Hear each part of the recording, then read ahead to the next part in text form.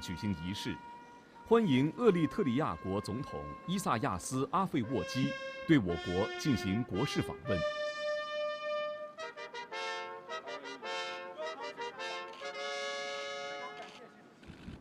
中共中央政治局委员、中央外事工作委员会办公室主任王毅、国务委员秦刚等出席欢迎仪式。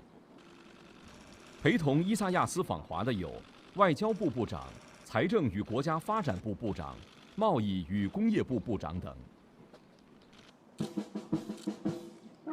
Pirezidaantiin Eertiraa Isaayyaas Afewerqii yeroo baay'ee gara biyyoota biroo daawwiif ta'ee malan akka iccitii fi karaa hin mul'anne kan fayyadaman turan. Tibbana torbaan kana keessa garuu daawwannaaf gara magaalaa guddoo Beejingitti imalaniiru. 军乐团奏鄂中两国国歌，明。 daawwannaa kanaan pirezidaantii Isaayyaas gidi isaanii pirezidaantii Chaayinaa Shii Jinpiing fi muummicha ministeera Chaayinaa kan ta'an Liyaang wajjin kan mari'atani.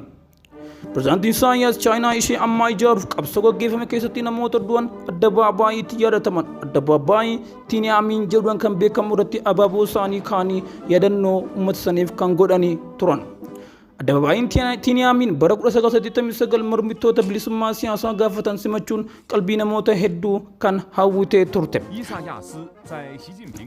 Mormii gaggeeffamaa ture tarkaanfii qondaaltonni siyaasaa Chaayinaa fudhataniin kan adda murame ture. Pirezidaantiin Eertiraa Isaayyaas Afewerqii Chaayinaan sirna addunyaa geeddaruu irratti gumaacha guddaa qabdi jechuudhaan yaada isaanii kan dinqisiifatan turan. Mootummaan Eertiraa mootummaa addunyaa irratti ciqiltoota jedhamaniin keessaa isa tokko kan ta'u. 两国元首回到检阅台，观看仪仗队分列式。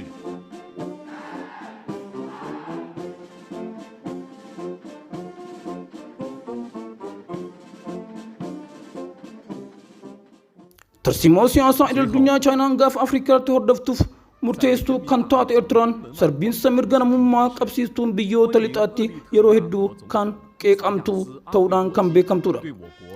Chaayinaan biyya ollaa Eertiraatti argamtu Jibuutii buufata waraanaa kan ijaarte yoo ta'u biyyoota gaafa Afrikaa kan akka Itoophiyaa, Yuugaandaa fi Keeniyaa irratti dhiibbaa uumtu guddisuuf kan itti fuftee jirtu ta'a. 国务委员秦刚等出席欢迎仪式。陪同伊萨亚斯访华的有外交部部长、财政与国家发展部部长、贸易与工业部部长等。